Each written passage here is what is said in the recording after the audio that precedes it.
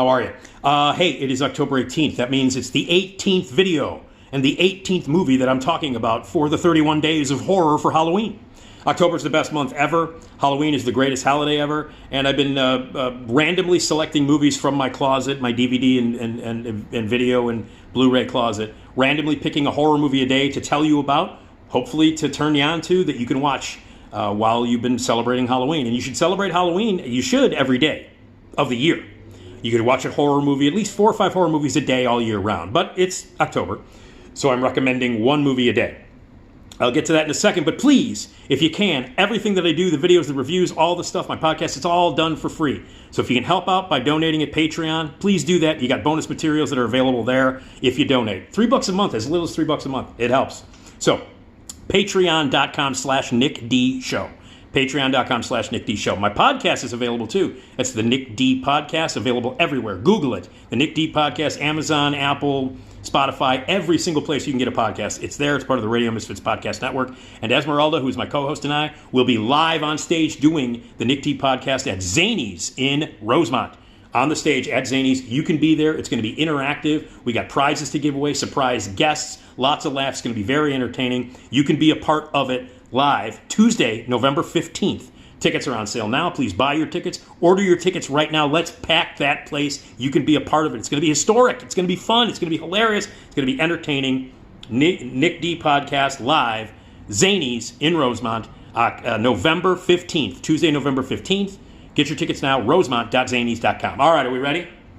Now, again, these are all random. I grabbed a bunch of videos and stuff out, just threw them in a stack next to the coffee table, and I'm not looking. I'm just going to reach in and grab the next movie. Today is the 18th, number 18. Okay. October 18th, the 18th movie that I'm going to talk about, horror movie here, is... All right. David Cronenberg's Dead Ringers. Dead Ringers.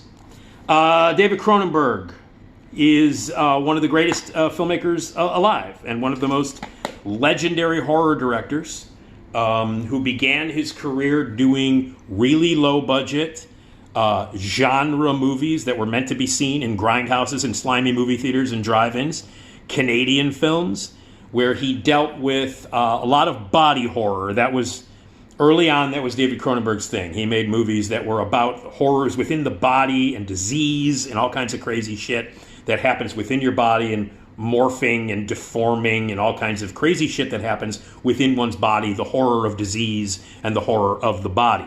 He's really known for that kind of stuff. Like stuff like Shivers, which is also called They Came From Within, movies like Rabid, Scanners, The Brood, which is one of my favorite David Cronenberg movies of all time.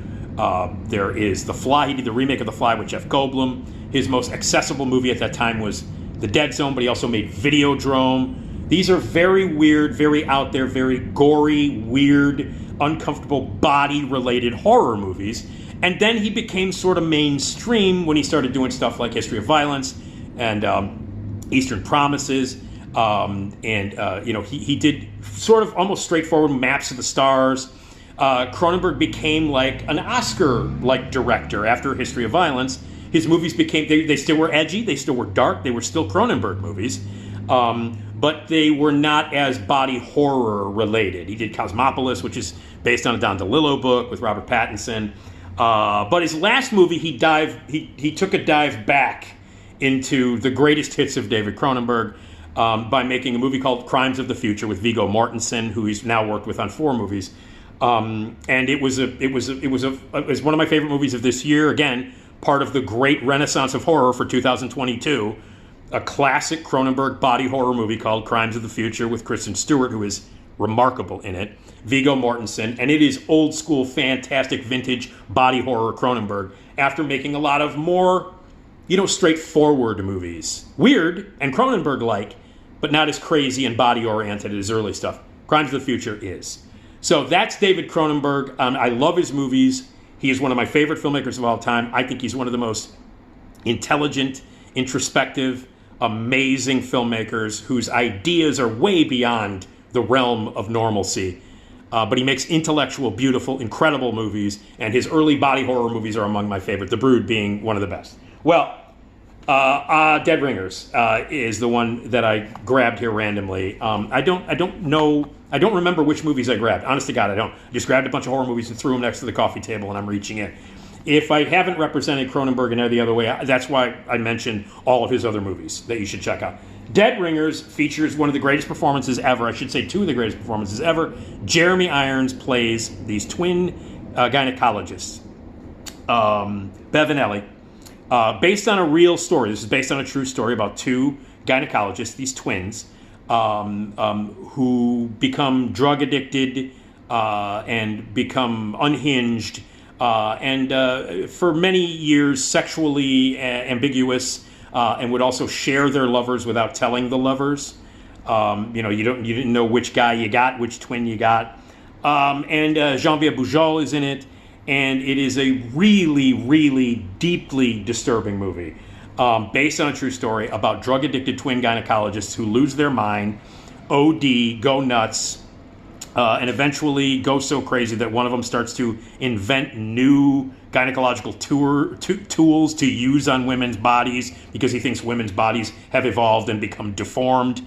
And it's essentially an incredible, incredible showcase for the amazing Jeremy Irons, who plays the two twins. His performance is so great in this movie that you know which twin is on screen at any given time. It's that good a performance. And they're not incredibly different. They use, of course, like special effects, the special effects to put Jeremy Irons together in two scenes. So they use all the technology that you can, at that time in 1988 when this came out, it was the best technology that you can use to put split the actor into two and put him in the scene. And it delves into some really weird shit. It gets it's body-oriented horror. It's about gynecologists, and it gets into every possible creepy thing that you can possibly imagine about a bullet point plot like this. Two gynecologists who are twins make tools for deformed women's bodies, and they take drugs and get weird and have sexual encounters and all kinds of weirdness. Imagine that and multiply that plot by about 100, and you're kind of close to how fucking disturbing this movie gets. This is a deeply, deeply, significantly, shockingly disturbing movie on every level, featuring insanely incredible work from Jeremy Irons. It is a movie that will make you terribly uncomfortable. It is not a movie for everybody.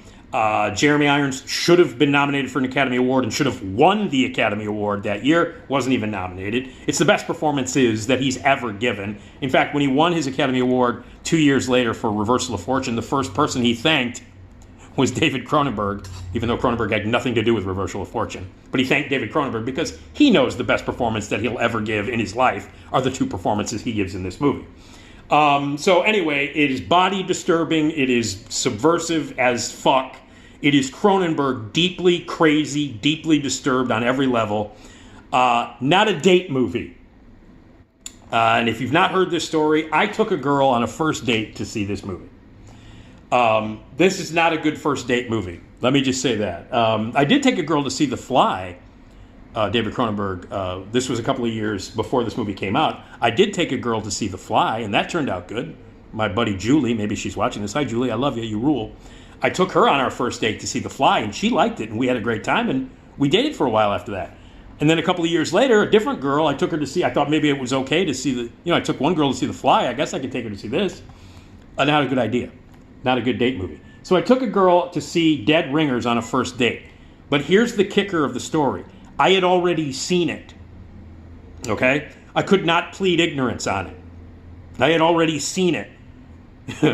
I had already seen it. I knew what it was about. I knew what happened in it. I knew how fucked up, deeply dark, deeply twisted, deeply subversive, and how completely inappropriate it was to take a woman on a first date to see this movie. I knew that, having seen it already, but I took her anyway. And it was kind of like me I was a dick. I was in my 20s. I was a moron.